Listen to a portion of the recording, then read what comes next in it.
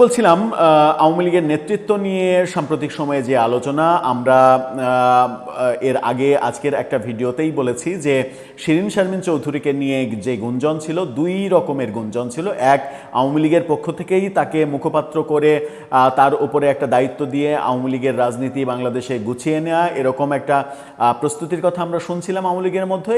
আবার ভিন্ন রকমের পাল্টা প্রস্তুতির কথা শুনছিলাম, সেটা হচ্ছে যে প্রভাবশালী মহল শিরীন শারমিন চৌধুরীকে দিয়ে নতুন রিফাইন্ড আওয়ামী লীগের নামে একটা নতুন আওয়ামী লীগ তৈরি করতে চাইছে, যেটা মানে এর আগে আওয়ামী লীগ সরকারের আমলে যেমন তৃণমূল বিএনপি করা হয়েছিল ওইরকম তৃণমূল আওয়ামী লীগের মতো কিছু একটা, যেন একটা দুর্বল আওয়ামী লীগ তৈরি হয়, যে দুর্বল আওয়ামী লীগকে মোকাবেলা করা অনেক সহজ হবে। কিন্তু দুই পরিকল্পনাই ভেস্তে গেছে।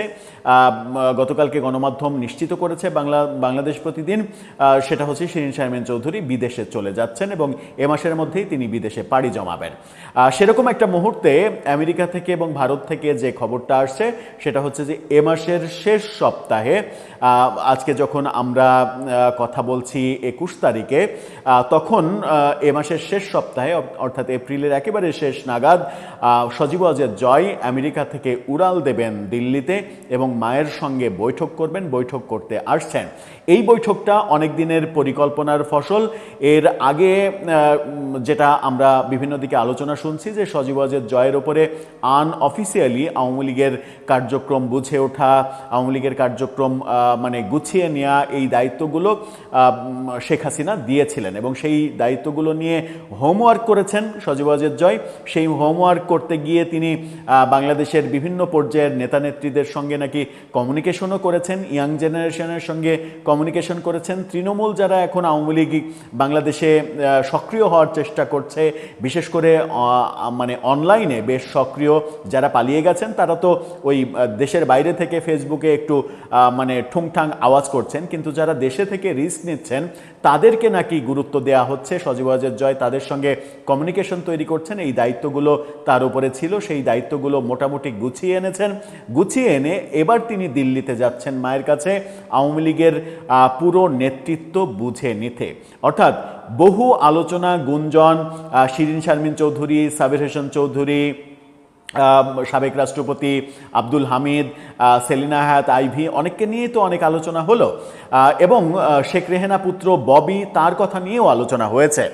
মাঝখানে ইন্ডিয়ার তরফ থেকে একটা খবর বাংলাদেশের গণমাধ্যম ছড়িয়ে দিয়েছিল, সেটা হচ্ছে ইন্ডিয়া শেখ হাসিনাকে দুটো শর্ত দিয়েছে, হয় আপনি রিফাইন্ড আওয়ামী লীগের তত্ত্ব মেনে নেন, বিকল্প নেতৃত্ব মেনে নেন, অথবা আপনি কাতার চলে যান, যেটাকে ভারতীয় সাংবাদিকরা প্রত্যাখ্যান করছে, বলছে যে এই ধরনের কোনো কথা ভারতের তরফ থেকে বলা হয়নি, কারণ শেখ হাসিনাকে এখনও ভারত মানে সম্মানিত অতিথি এবং সর্বোচ্চ পর্যায়ের মানে নিরাপত্তা নিশ্চিত করছে, সেইভাবেই তাকে ট্রিটমেন্ট দিচ্ছে, এই ব্যাপারগুলো তারা বলছে।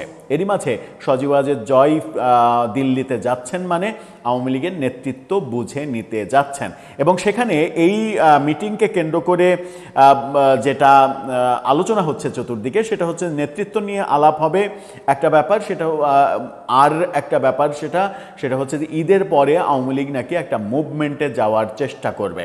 ঈদের আগে এই সময়ের মধ্যে সারা দেশে বিভিন্ন পর্যায়ে যে কমিটিগুলো দেয়া দরকার, নতুন কমিটি, সেই কমিটিগুলো নাকি তারা দেবে। এর মধ্যেই আমরা একদিন আগে দেখেছি শেরেবাংলা কৃষি বিশ্ববিদ্যালয়ের ছাত্রলীগের কমিটি দিতে, ছাত্রলীগ নিষিদ্ধ সংগঠন, সেই নিষিদ্ধ সংগঠনেরই কমিটি যখন তারা দিচ্ছে, তখন কার্যক্রম নিষিদ্ধ অন্যান্য অঙ্গ সংগঠন সহ আওয়ামী লীগের কমিটি দিতে খুব একটা বোধহয় তাদের বেগ পেতে হবে না। এবং মানে আওয়ামী লীগের 2-4 জনের সঙ্গে ব্যক্তিগতভাবে কথা বলে মনে হয়েছে যে তারা ওই জেলের ভয় এখন আর করছে না, তারা কমিটিতে আসতে চায়, কমিটিতে নেতৃত্ব দিতে চায়, দলকে গোছাতে চায়, এরকম মানে লেখালেখি, এরকম কথাবার্তা আমরা শুনছি।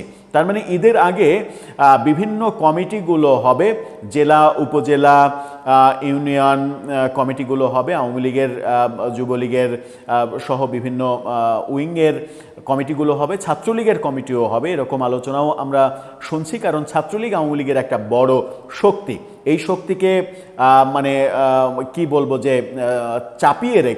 চাপা রেখে আওয়ামী লীগ খুব বেশি কার্যক্রম করতে পারবে না, কারণ আওয়ামী লীগের যে কোনো কার্যক্রমের প্রধান শক্তি হচ্ছে ছাত্রলীগ। সেই ক্ষেত্রে ছাত্রলীগের নিষেধাজ্ঞা যেন উঠে যায় সেই ব্যাপারেও হয়তো তারা চেষ্টা করবে। ঈদের পরে মুভমেন্টের কথা তারা ভাবছে যে ঈদের পরে মুভমেন্টগুলো কি, যে শোনা যাচ্ছে ঈদের পরে স্থানীয় সরকার নির্বাচন হবে এবং সেই স্থানীয় সরকার নির্বাচনে আওয়ামী লীগ অংশ নিতে চাই। যেহেতু স্থানীয় সরকার নির্বাচনে এবার দলীয় প্রতীক থাকছে না, সেহেতু মানে দল হিসেবে তো আর অংশ নেওয়ার মানে প্রয়োজন থাকছে না, সুতরাং নেতারা অংশ নিতে চান তারা, এবং এই কমিটিগুলো গঠন করা ওই নির্বাচনগুলোতে মানে তাদের কাজ করার সুবিধার্থে যেন নেতৃত্বের কোনো সংকট না হয়, এই জন্য তারা এই ব্যাপারগুলো করতে চান।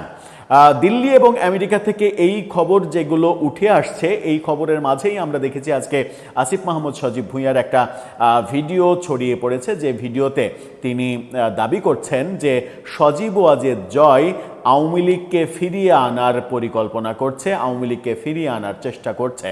আসিফ মাহমুদ সজীব ভুঁইয়া যখন বলছেন যে সজীব ওয়াজেদ জয় আওয়ামী লীগকে ফিরিয়ে আনার চেষ্টা করছে, আওয়ামী লীগকে ব্যাক করানোর ট্রাই করছে, পরিকল্পনার মধ্যে আছে, তখন এই খবরটা দিল্লি এবং আমেরিকার বিভিন্ন সোর্স এই খবরটা যেটা দিচ্ছে, আমার কাছে এই খবরটা অথেন্টিকই মনে হয়েছে। কারণ এরকম বার্তা যখন আসিফ মাহমুদ সজীব ভুঁইয়ার কাছে চলে গেছে, জয়ের প্রস্তুতি এবং জয় নেতৃত্ব দিতে চলেছেন আওয়ামী লীগের, এই ব্যাপারটা যেহেতু তার কাছে খবর চলে গেছে, সেহেতু এই দিল্লি যাওয়া, জয়ের দিল্লি যাওয়া এবং আওয়ামী লীগের নেতৃত্ব বুঝে নিতেই দিল্লি যাওয়া, এই খবরটা আমার কাছে অথেন্টিক মনে হয়েছে।